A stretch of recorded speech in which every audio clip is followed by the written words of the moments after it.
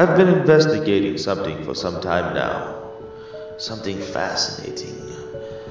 Unfortunately, I have little to no information on this, but this is all I have. It started when a man walked into my shop, wanting soundproof earmuffs. He spoke of his friends being taken. He was disheveled and frightened. He said the thing was 40 feet tall at least, long arms, skeletal thin, and on top of his head was a siren. Curious about this creature, I looked him up in the many books I have. There was no such thing as this creature with a siren for a head. So I decided to go online, and this is what I found. There was a post made by a man named Trevor Henderson. This creature, he has named it the Siren Head. A tall, gangly creature with long arms and a siren for a head. This creature would stalk rural America and make very haunting and unusual siren sounds mixed in with strange announcements and numbers. This person posted statements, I believe, from this Trevor Henderson. Whether these were the victims or just some unusual bit of text is unknown, but this is what it reads. She was on vacation with her husband, and they were scoping out graveyards on the way, as they do, when they saw it rising out of an old cemetery, big as an old macabre telephone pole. Was this some kind of bizarre art piece the authorities hadn't gotten wiser to yet? Even as she stepped out of the car, the megaphones on its head screeched to life.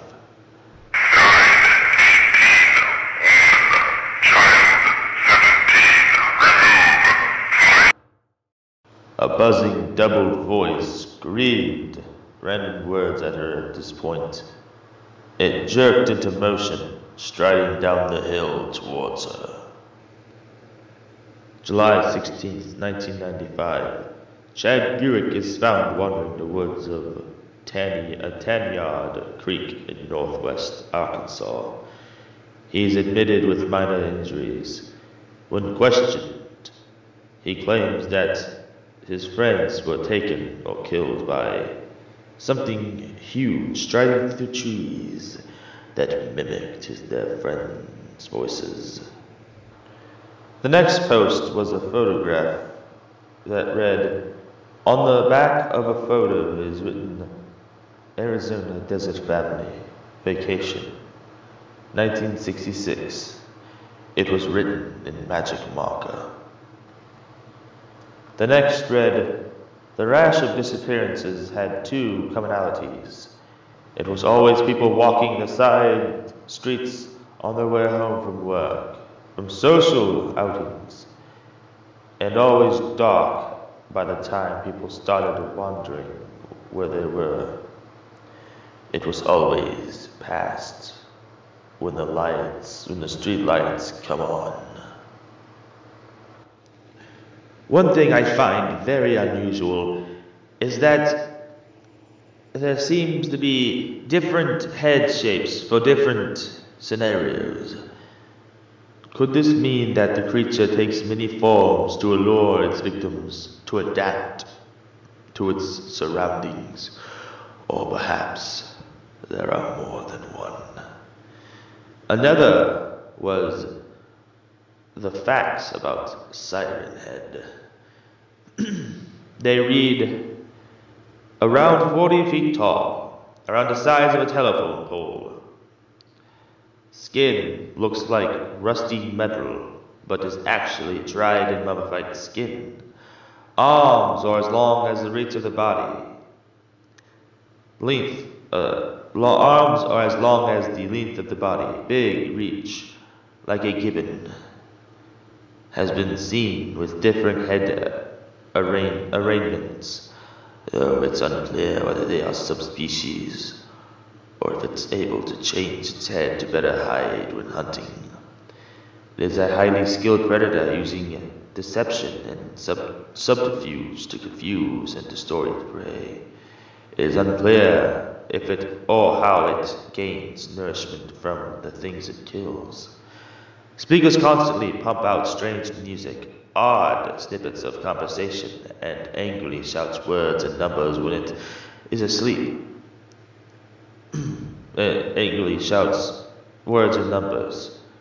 When it's asleep, it plays white noise. Speakers are the only actual metal on its body, fused with its dried skin. Abdomen and chest show wires pressing against the skin. They writhe when it's agitated, but remain motionless while hunting, sometimes for days at a time. Most frequently seen in the rural town areas and in heavy wooded areas. Head will rotate on its neck as it broadcasts, much like an owl looking for prey. There is art conceptions of its feeding methods and of the body itself. It's very skeletal-like. Unlike Mr. Thinman, where he wears a suit, this Siren Head wears nothing at all. This next post is unusual, although I'll try to read it the best I can. I plead.